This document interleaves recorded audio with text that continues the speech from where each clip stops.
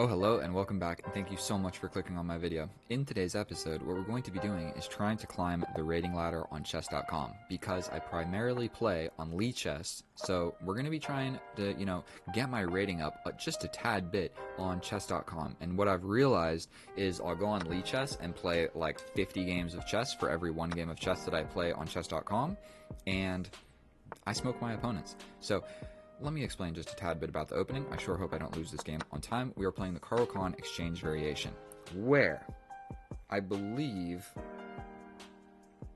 we just developed the knight. I think it's kind of interchangeable. It's hard to memorize like what is the absolute best move, but I know the general ideas of the structure. So we're going to go ahead and develop this bishop because it's safe to do so because he has not pushed his c-pawn. Once he pushes his c-pawn, the queen coming out with this check and pressure on this becomes a tad bit of a problem. So we're going to push forward and tickle this bishop. If the bishop steps back, the queen can never occupy that square to create this battery on my pinned piece, if that makes sense. So if the bishop goes back, that's cool. Then this pawn push is less scary because the queen can never occupy the square that the bishop will be occupying. If he takes, we take back towards the center with the only piece that is available to take back, and we solidify our center. If the knight ever comes in, we simply develop our queen over here. So if the knight jumps in trying to attack the pawn, we simply develop our queen to a nice and active square, attacking a bunch of different things. If he doesn't, then we're not inclined to move the queen yet. Let's move the minor pieces before we develop the queen, because that is best practice in chess. So, whoop, I think this game is just going swimmingly. So, there is one thing that could happen here. I could develop my queen, and he brings his queen that my knight takes it. Never mind. We're just going to go ahead and develop the queen. We're going to develop the queen. We are defending the pawn, but we are doing more than just defending the pawn. We are applying pressure to this pawn and to this pawn. So he might go for defending it with the bishop. Now, I think that that was not a terrific move because that is the natural development square for the knight. And reason number two, you probably wanted to defend this pawn with your c-pawn. So right now the bishop is kind of doing a weird job. So I still need to push this, so we're just going to go ahead and do that. And we have the same amount of time, so one other thing to note is you always want to maintain your time on the clock. And so I think we're just going to step forward with this bishop. We're at least a little bit applying pressure to this guy. We can also jump forward and apply pressure to this bishop immediately. One thing that we are a tad bit worrisome about is him going for my light square bishop, because if he does choose to do so, the only move I have is here, and he can simply kick me out, and I have to go back and he captures me. So it's kind of a weak move, but I would like to preserve my extra bishop. So I have a bishop for this knight, so in the end game, if we trade every single piece on the board, I will have this light square bishop versus this knight. Or this knight, whichever way you want to look at it. And so now I have made this, and we're going to slide all the way back. That is why I made the little luft for my bishop. And so I have still not got to castle. I have still not... Sorry, what am I talking about? I have still not got to castle. My English is terrible. What am I talking about? And so castling this way, it seems a little bit scary, but like, let's just do it. I mean, this bishop doesn't see over here. The queen is not actually all that scary. And so now this checkmate idea is at least defended by my rook. And I can also put my bishop in the middle of the board with tempo on the queen. This guy is undefended. I'm ready to jump forward and at least be doing something. I could just take and give him some identifiable weaknesses in the position. That is something that I talk about a fair little bit. Looks like he's trying to come in.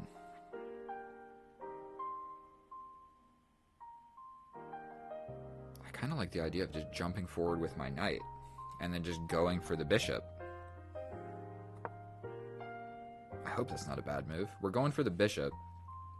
If we grab the bishop, then we're really happy because we have got rid of his last bishop and we just have the bishop pair. If he moves, I mean, we can still take it there. So if he goes here, if he goes here, we can take, and then we have this fork at the end of the day. So this move is not really going to work because we can just take. And he only can take back with the knight, but then there's a fork at the end of it. Don't know why I felt like I needed to explain that twice, but I definitely sure did. And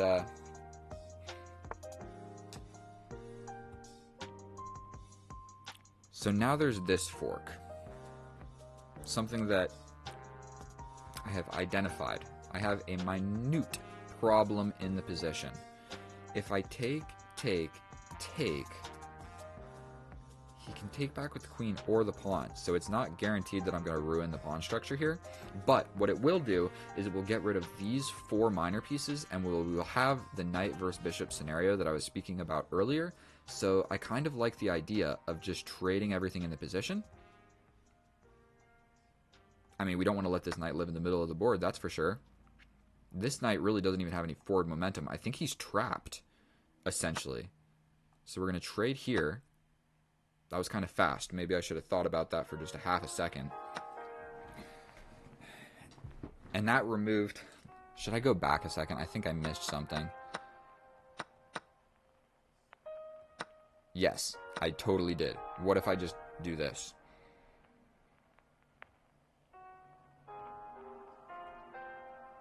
He could pin it. I unpin, but then he escapes. Okay, so it wouldn't have worked because there was the pin on the pawn that was going to capture. So this wouldn't have worked. Let's not waste any more time thinking about what would have happened.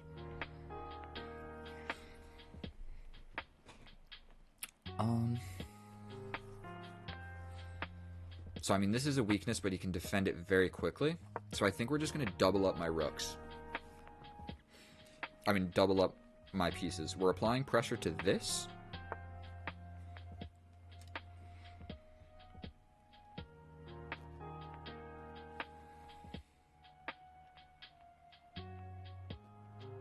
I mean, I can station my bishop in the middle of the board, but my bishop attacking this seems quite promising, so I think I'm going to bring my rook over here.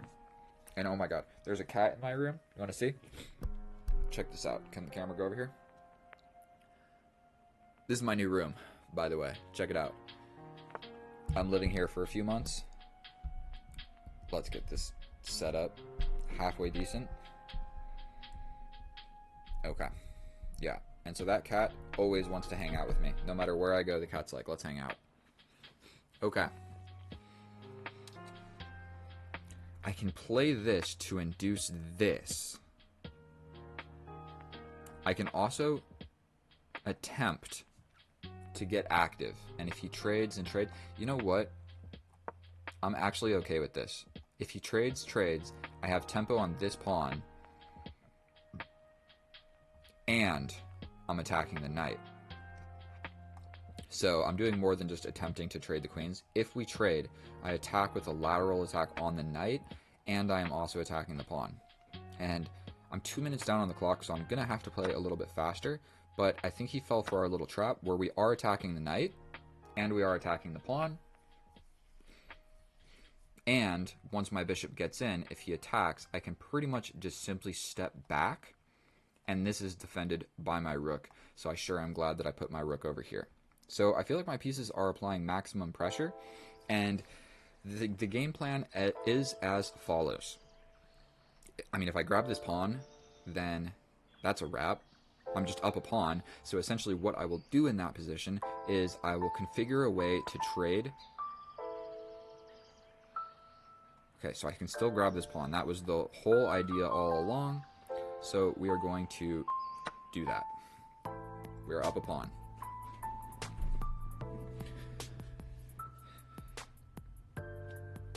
And this guy is pinned.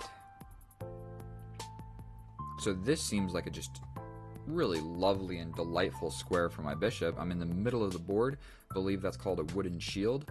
And I have ideas of kind of trying to get into the position. Or is like stepping back like this defensive maneuver. What's better?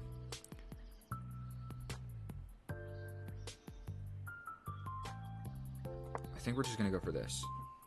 His knight can come back, but at this point I could trade, and then we're in a rook and pawn endgame, but I'm winning. And so one idea that might work is like bring my rook laterally and bring my other rook and try and infiltrate the position like so. But we're up a pawn, so essentially what we want to do is keep the bishop, trade the rooks. That's a crazy move. He's going for just a full-fledged attack. That's what he wants. I think it's time to maybe start trying to crack open this position. Or crack open the position like so. I can push, and if he takes, I can double. So here, here, here, here. Like we just go here. We take, he takes. If he pushes into this, I don't even have to take. I think we're just going to go for the pawn push. We're up a pawn. This is a passed pawn. I mean, if he takes, we take back like this. If he pushes, we push up.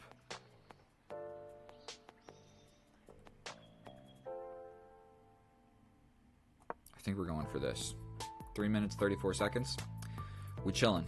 As long as I don't go down a pawn for no stupid reason, I think we're chilling. And this knight is still on the side of the board. Okay, so I have the idea of doubling the rooks. I don't really like bringing this guy. So this just kind of forces a rook trade. Actually, I like this. It might cause a huge simplification of everything. I can play this. If he takes, I hit him with check. Check here. Check here. Here.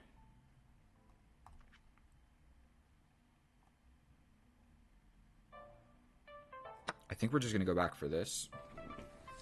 The idea still stands, so he will have to defend himself from that in some way, such as bringing the rook back. Man, my nose, that cat, he's cute, but oh my goodness, I was making sure I was actually recording. Okay. So I think this works. Here, here, check. You have to step out of check or step here. And one way or another, I think I'm happy with that. 2 minutes, 51 seconds. We are up a pawn. I have the bishop for the knight. He steps over like so. Now, I have the decision of which rook to capture. I'm going to capture this rook. Then I can for one, threaten this immediately. I kind of like the idea of doing that. I can also jump forward and force his knight back where I can take, then he takes, then I get active. That's a check. It might not actually be worth it to calculate all of this stuff. The knight is still essentially frozen, so we're just going to play this and force this trade.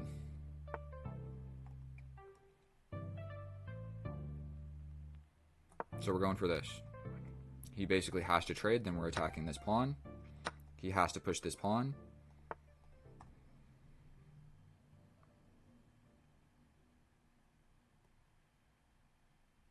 I think we slide back. If he goes anywhere, I can just capture it, and then I think we're just in a end game where I have a passed pawn. Like, I have an extra pawn, and it's this pawn right here. And that is a passed pawn. So he's trying to get active. I like the idea of just hitting the knight. The knight has to go somewhere, and I'll take. So I go here, he goes here, here, here. But then I step up with my king. He steps in with his king. I step up. I think we go for this.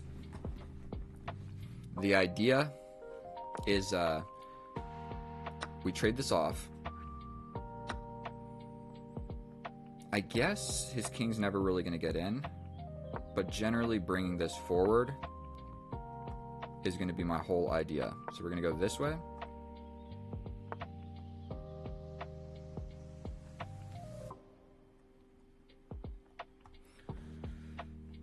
So he has blockaded my pawn. But I can go here and create this. But he doesn't have to take. So here, here. Did I throw this away to a draw? Am I stupid? Here, he can step over, but I'm going here.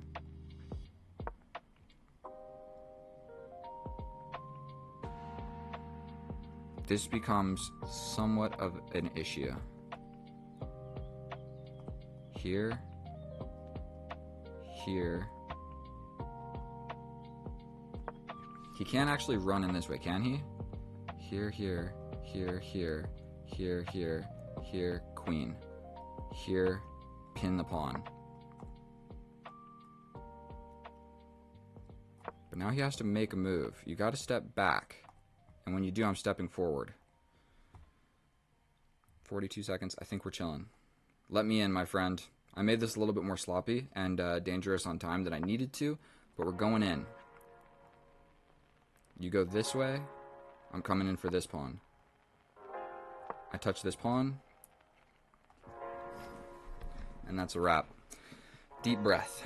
Deep breath. The game is not over. I can definitely still lose this on time, but he might resign because he is going to lose this pawn. Now I have 2 passed pawns, so regardless, really whatever he does, the idea is going to be just push my passed pawns. So we're going to step over here. You want to go this way? I'm coming this way. And to make things just absolutely crystal clear, I can just take this pawn pretty much at will, distracting with this guy. So pushing this pawn, you gotta go for it. We're gonna push. We're stepping in. We're grabbing this. If dude doesn't want to resign, you don't have to. And I'm gonna teach you one more thing about king and pawn endgames. If he grabs this pawn right here, this pawn runs. This pawn runs. I mean, I could just take. And we're not going to let him get anything. You're not getting my pawn, my friend. And so, 21 seconds, I still need to get the checkmate. We need to make sure that he has legal moves. He does. He can go this way. We're essentially cutting him off this way. Then we're going to start bringing the king. You know what? Instead of all that, let's just... I cut that part out because he was being a little bit disrespectful. But as you can see, we got the checkmate. You didn't need to watch him take, 7 seconds between each move that he made to waste my time. But there we go. That is how you win a game of chess. And let's check it with the computer. And here we are in the analysis. And that is 2 games back-to-back on chess.com that I have played at a very high accuracy. And more or less just played a calm, chill game of chess where I go up a pawn or something and win in the endgame. And so... that was just about as straightforward as it gets. Now take a look at this graph. 4 inaccuracies, 95% accurate, quite good. And our opponent here, still 92% accurate. And now take a look at this graph. It looks a little bit like GoPro. A little bit like GoPro. So if you ever bought GoPro, look at, whoop, see that? Boom. If you ever bought GoPro, I'm sorry for you. It's never coming back. No matter how long you hold on to it. Great product, terrible stock. And so let's hop right into the action. We have a Caro Kann exchange variation. I think these moves are more or less interchangeable. We tickle the bishop. If he captures, cool. Why'd you do that, bro? You gave up your bishop for my knight for no real clear reason. And so if you saw my strategy, it became making my light square bishop against his knight. That became kind of the epicenter of the game where I was like cool with trading everything else off. And so we developed some pieces. Pieces are developed. I mentioned, let's turn the computer on. I mentioned that the bishop going here was an inaccuracy because that is the most uncomfortable way to defend both of these pawns. It just can't be a good move. And so there's no way for me to immediately exploit that, but I just knew that it was a bad move, and if we just develop my pieces naturally, I'm going to have an advantage later on. So we develop my bishop, we're at least tickling this knight, we're prepping this pawn push, and we go ahead and we push this pawn forward. It's actually, let it think, it's actually the best move, in my opinion, because the whole idea is I want to keep my light square bishop against his knight, and so I don't want him being able to trade it by way of this, okay? Like if I had never pushed this pawn, he can get this knight from my bishop and ruin my pawn structure a little bit. So at the cost of playing a slow move, I get to keep my bishop in the endgame. And so, boom, we get to keep the bishop. Now, actually this pawn is just hanging and I can straight up just grab it. I can also capture here, and go in or something. But this pawn is just straight up hanging. That is the truth. And so I didn't see it. We go ahead and castle instead. Now, we jump forward with the knight. We are applying pressure to this. If you move anywhere, I'm grabbing this pawn. And if you move back here, I'm going to take you. And if you go all the way back here, your rook is trapped and your bishop is very weak. And so he jumps forward. And just like I mentioned, my impeccable calculation skills was able to deduce that once I capture here, here, here, here, I'm still attacking this pawn, and your knight is on the side of the boards. So we go for just that. We capture, capture, capture, capture, and we put my rook here, okay? Sorry, my face is so itchy because of this gosh darn cat in here. We bring my rook over here to defend my weakness. We step forward with the queen, and it is a tricky move, because if he captures, I get in with the knight, I get in with the rook attacking the knight, but I am still, at the end of the day, attacking this pawn. So really, the best move for him, he's still not doing so great, but stepping back with the knight to defend the queen and defend this pawn and be on just a delicious square for your knight, so your knight's not on the side of the board, that is the best move by our opponent. Unfortunately, he doesn't see it, and we go into an endgame where I'm up a pawn. And now I'm just on autopilot mode, where I have the bishop versus the knight, and I'm up a pawn, so really all I have to do is trade everything, and I know that I'm winning the king and pawn endgame because I have my extra pawn, and this is a passed pawn. So we pretty much go for that game plan immediately. We push this pawn, we trade. I could have taken here and like had a passed pawn more defended by the rook already, but I take like this, take back, because the idea of trading the rooks is quite a good idea in my opinion. We trade one set of rooks, we make this rook passive, then we step over here with pretty much the idea of we're trading your rook no matter what you do. Because if you go back here, we're still going for it. If you go over here, we still are getting this because now they are pinned to your king, and you can't even really run away all that great, and even if you do, then I'm just coming here and trapping your rook in the corner, so you have to take me. Then we are in an endgame where this pawn is undefended, and I have an extra pawn and the bishop versus the knight, and my pawns are actually quite easy to defend and everything. So we go for just that. We trade the rooks, we're attacking this pawn, we go back to the middle of the board, we start the process of simplification, where I realize that I have a passed pawn, and my king is going to be able to escort that guy forward. So we trade off, we step forward with the king, and the game plan is actually I'm supposed to just step. No, I'm not. Still the best move. Still the best move. And at some point, he's going to run out of moves. And here was the only time that I really needed to calculate. If he steps in, I can just push. But he also is going to get this. But what I calculated at the end of it was, okay, so say he goes here, here, here, here. I get the queen. And say you go in, I'm just stopping that. And if you try to go for this, you have to step back. I pin the pawn. If you step here, I give you another check. If you step here, I give another check. Okay, so it would have been a little bit tricky. So that was the only thing that I needed to calculate. And with low time, that was a little bit scary. So I was a little bit worried about him stepping in with the king. And, I mean, I would have got the queen, but he would have had a passed pawn, and it would have been a little tricky. Luckily, we get in Zook's one. So he's in a little bit of a Zook's situation where his king needs to stay guarding this square or I'm advancing forward. So he steps back, but I step in. He steps back, but I step in. He steps over, but I grab the pawn. And then at this point, I basically just have two passed pawns, and he can't stop both of them.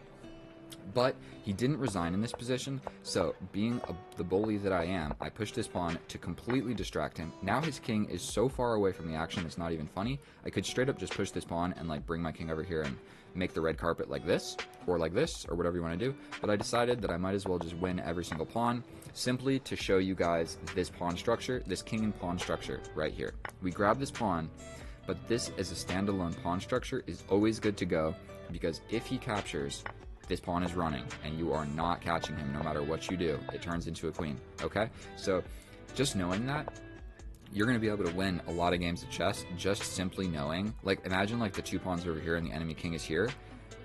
He has to stay there, because if he does anything, like the pawns start pushing, or, you know, like slowly start inching forward, and you basically just want to keep this pawn structure. So like if the king runs away over here, you can push forward, and when the king comes back, you push forward again. Then you have the same pawn structure just like this. And you can do it so many different ways, like this, or like this, or just whatever. There's a lot of different variations of getting this. Essentially, two pawns on the open files, the king can't stop them. Or the king can stop them, but he has to stay here. Or like here, you know? So your king or pieces or whatever are free to do whatever. So just look at this, know this. If you have these pawns, you can't take. If he does, you push, okay? I win so many games because they actually, in fact, do take, and then you just make a queen, okay?